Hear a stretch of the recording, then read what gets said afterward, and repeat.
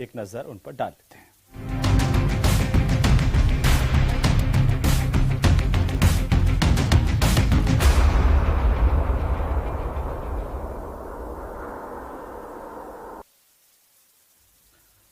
तो चलिए अब बात करेंगे बारिश, तूफान और तबाही की। जी हां, प्रदेश के कई जिलों में बारिश और तूफान ने तबाही मचा रखी है। कहीं बड़े पेड़ उखड़ गए हैं तो कहीं सड़क बारिश से जलमग्न हो गई। भारी बारिश की वजह से गर्मी से तो लोगों को राहत मिली है, लेकिन जलभराव जैसी समस्याएं लोगों के सामने परेशानी के तौर पर आई।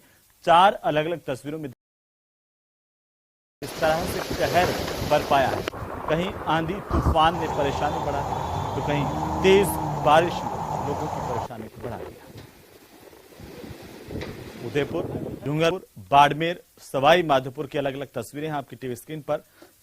अलग अलग जगहों पर बारिश और तेज हवाओं की वजह से लोगों को परेशानी का सामना करना पड़ा। फिलहाल प्रदेश में बारिश और तेज हवाओं का दौर जारी है। अलग अलग जगहों से जो तस्वीरें सामने आई हैं,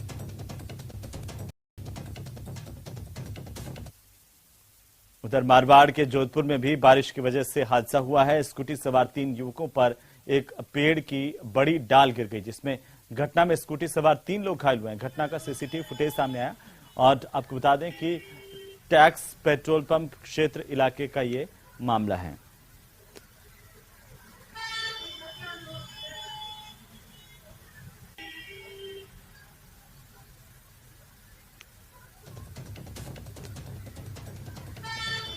तो स्कूटी सवार 3 युवकों पर पेड़ की डाल गिरी, जिससे तीनों युवक उसके नीचे दब गए और घायल हुए हैं।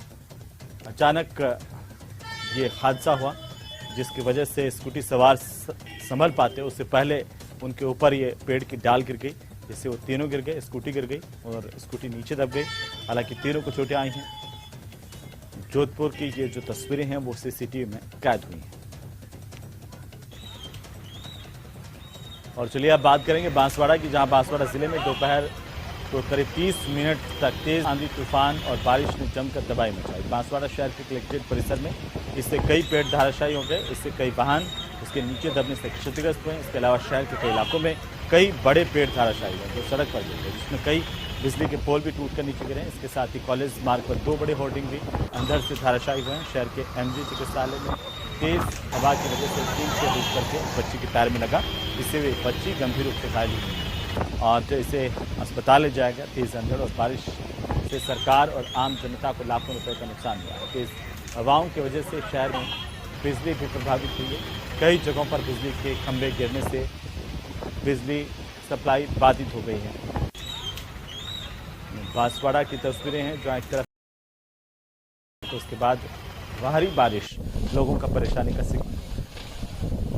का सबब बन गई। और चलिए बात करेंगे सिरोही जिले के माउंट आबू की, जहां पर तेज हवाओं से कहर बरपा है और तेज हवाओं से एक विशालकाय पेड़ सड़क के बीचों बीच गिर गया। पेड़ गिरने से बिजली के खंभे भी इससे क्षतिग्रस्त हो गए। गनीमत रही कि मौके पर कोई सैलानी मौजूद नहीं था, कोई व्यक्ति नहीं था, जिससे बड़ा हादसा होते होते बचा है। नक्की झील के पास में बीच सड़क पर यह घटना हुई है, जहां तेज हवा के चलते एक बड़ा पेड़ धराशायी हो गया।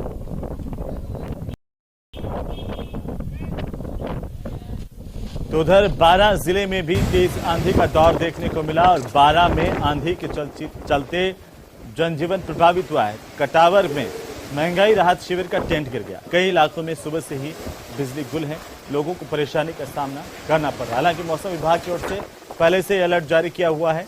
लोगों से अपील की जा रही है कि वे मजबूत घरों में रहें। इस दौरान जब आंधी और बारिश आए, कच्ची दीवारों और पुराने जर्जर मकानों के आसपास ना रहें।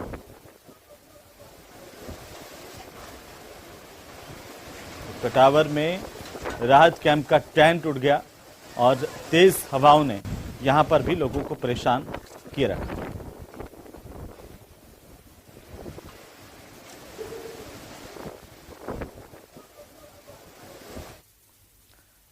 तो चलिए आगे बढ़ेंगे। जोधपुर के जिला अस्पताल पावटा में ड्यूटी पर तैनात सफाई कर्मचारी और लेबर रूम के बाद ड्यूटी पर तैनात होमगार्ड के बीच में हाथापाई होने का सीसीटीवी फुटेज सामने आया।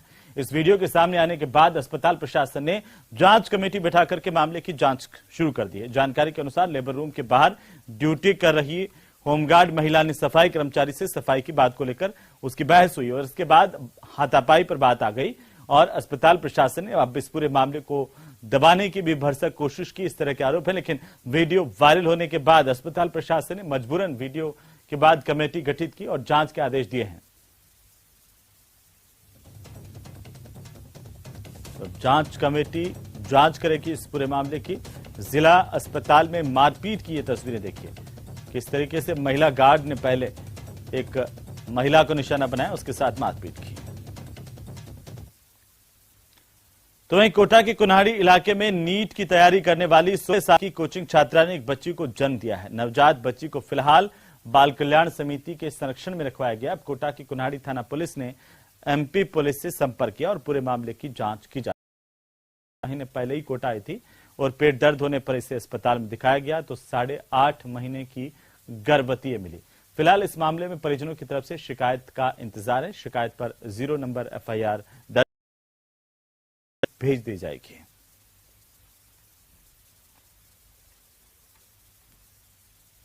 एक मामला आया है सो कि नाबालिग बच्ची के जो है डिलीवरी का मामला है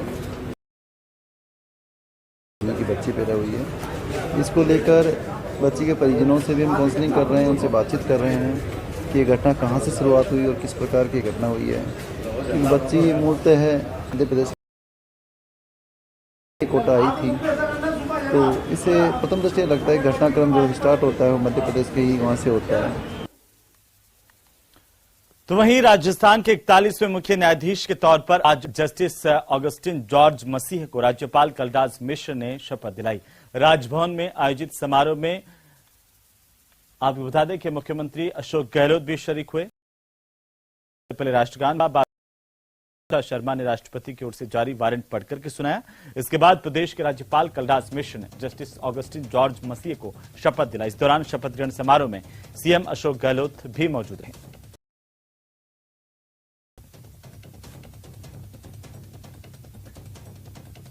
तो प्रदेश को नए मुख्य न्यायाधीश मिल चुके हैं। राज्यपाल ने सीजीआई नए मुख्य न्यायाधीश को शपथ दिलाई और राजस्थान को नए सीजे मिल चुके हैं। जस्टिस AJ मसीह राजस्थान हाईकोर्ट के चीफ जस्टिस बनाए गए हैं। तो वहीं केंद्रीय कानून मंत्री बनने के बाद पहली बार बीकानेर आने पर अर्जुन राम मेघवाल का जोरदार स्वागत किया गया। जगह जगह भव्य स्वागत की तैयारियां पहले से ही कर ली गई थी। बड़ी तादाद में लोग मौजूद रहे और बीजेपी कार्यकर्ताओं के साथ आम लोगों ने भी अर्जुन राम मेघवाल का जोरदार स्वागत किया। इस दौरान उन्होंने न्यूज 18 राजस्थान से खास बातचीत करते हुए प्रधानमंत्री मोदी का आभार प्रकट किया। साथ ही अर्जुन राम मेघवाल ने कहा कि उनकी प्राथमिकता सबसे पहले बकाया मामलों का निस्तारण जल्द करवाने की रहेगी। क्या कुछ कहा, सुनिए। कानून मंत्री बनने के बाद अर्जुन मेघवाल आज बीकानेर दौरे पर आए हैं और लगातार जो है वो मंत्री का स्वागत हो रहा है। चाहे डूंगरगढ़ हो, चाहे गुसाईसर हो, चाहे पूरे बीकानेर की बात करें तो जगह जगह स्वागत हो रहा है। मंत्री जी, चुनावी वर्ष है, लोकसभा का चुनाव भी आने वाला है, विधानसभा का भी, इतनी बड़ी जिम्मेवारी आपको दी गई है, क्या क्या मानते हैं, किस तरीके से देखते हैं? पहले तो प्रधानमंत्री जी का बहुत आभार कि उन्होंने मेरे पे विश्वास प्रकट किया और दूसरा आप जानते ही हो कि चुनौती तो बड़ी है, लेकिन प्रधानमंत्री जी का कुशल नेतृत्व हमें मिलेगा। उसके आधार पर मैं कह सकता हूं कि उस चुनौती को हम अवसर में बदलेंगे और अच्छा काम करके दिखाएंगे। बीकानेर के लिए भी गौरव की बात है, इतना बड़ा पद जो है बीकानेर के सांसद को दिया गया है, तो क्या माना जाए बीकानेर के लिए कितना फायदेमंद होगा? बिल्कुल निश्चित रूप से फायदेमंद होगा, क्योंकि जब आदमी सिस्टम में जो आगे बढ़ता है तो डिसीजन मेकिंग प्रोसेस में जब वो रहता है तो अपने क्षेत्र की बात तो करेगा ही। मुझे तो पूरे देश की बात करनी है। डिमांड है तो वो क्या है? बिल्कुल उसको हमने अभी जो वकील मिलने आए थे तो उसके कागज पहले तो मैं लेकर के गया था किरण रिजिजू जी के पास। अब मैंने खुद नहीं देख लिए तो अब तो कुछ न कुछ करेंगे वहाँ। एक जो बात है, कल प्रधानमंत्री मोदी जो है वो आने वाले हैं अजमेर में, किस तरह से देखते हैं, क्या रहेगा, क्या सिनेरियो जो है? देखिए 9 साल पूरे हुए हैं और 9 साल पूरे होने पे प्रधानमंत्री जी के रूप में और इस सरकार के तो 9 साल बेमिसाल, इसकी वो बात करेंगे और आगे रोड मैप 1 साल का कैसा रहेगा उसके बारे में बात करेंगे। तो बहुत अच्छा कार्यक्रम होगा, कार्यकर्ताओं के लिए बहुत और देश के लिए अच्छा कार्यक्रम। और वो राजस्थान उसके लिए चुनाव किया उन्होंने, उसके लिए भी प्रधानमंत्री जी का आभार। आपके पोर्टफोलियो को इस तरीके से भी देखा जा रहा है कि कहीं ना कहीं जो SC ST वर्ग है उसे खुश करने के लिए या जो सीटें बढ़ाने के लिए। राजनीति का विषय ये नहीं है, राजनीति का ये विषय नहीं है, लेकिन